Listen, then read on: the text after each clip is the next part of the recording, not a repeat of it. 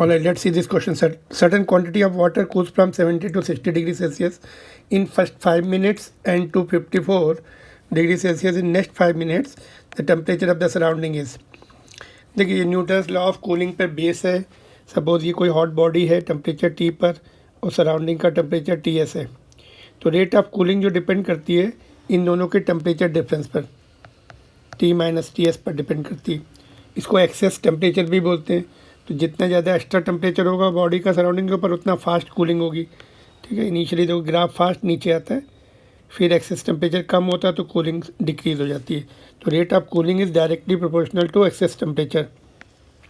That is what is Newton's law of cooling. Rate of cooling directly proportional to excess temperature of body over the surrounding. तो rate of cooling को कैसे denote करेंगे?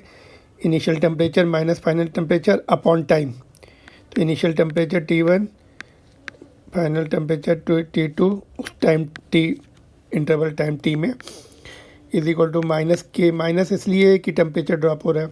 Access temperature, temperature of body minus temperature of surrounding. Temperature of body average temperature लेंगे because we are talking about two temperatures. T1 and T2 का average temperature लिया जाएगा. तो formula ये बनेगा T1 minus T2 upon T minus के. The constant of proportionality, उसमें mass of the body, specific heat, ये सब आ जाते हैं. वो दोनों केसेस के लिए सेम रहेगा. डिवाइड कर देंगे, क्वेश्चन कैंसिल हो जाएगा. एवरेज टेम्परेचर क्या लेंगे? T1 plus T2 by 2 minus TS, surrounding temperature है TS. ठीक है, तो अभी वैल्यू पुट कर दी. इनिशियल कंडीशन क्या है? 70 to 60 है. अपॉन टाइम कितना है? 5 मिनट्स. टाइम को मिनट में रहने दीजिए, दो इक्वेशन दोनों में मिनट है, डिवाइड करने से कैंसिल हो जाएगा. ये टेम्परेचर जो है 70 एंड 60 का एवरेज, 70 प्लस 60 बाई 2 ये 65 हो जाएगा.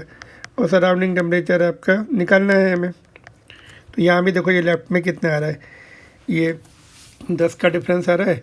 10 डिवाइडेड बाई 5 तो ये 2 आ गया लेफ्ट साइड में. ये इक्वेशन हो गई 1. दूसरी इक्वेशन देखो अभी क्या दिया इन्होंने, 60 to 54 नेक्स्ट 5 मिनट्स में. अभी ज़्यादा देखो, अभी जो है टेम्परेचर ड्रॉप होने से रेट ऑफ कूलिंग डिक्रीज़ हो गया. अभी 14 डिग्री का जो डिफरेंस है 5 मिनट में आ रहा है ना. पहले 10 का ही 5 मिनट में आ रहा था. Rate of cooling has gone down because temperature of body has gone down.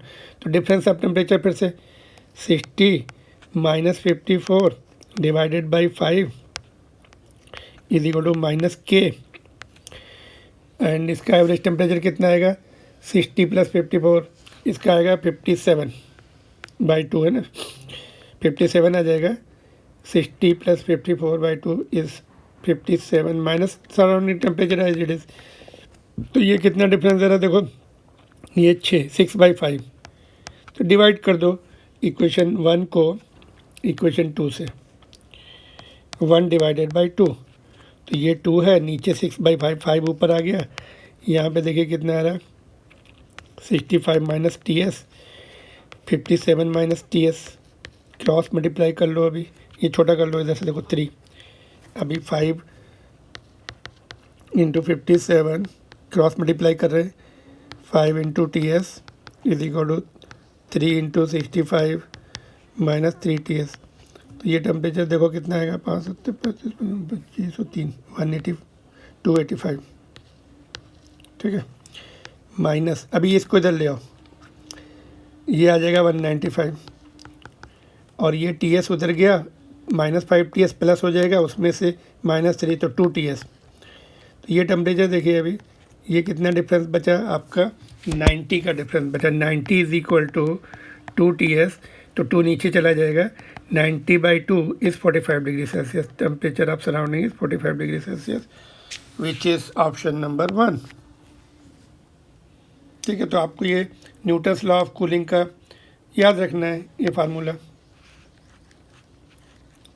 Rate of cooling is directly proportional to excess temperature of the body over the surrounding. Okay.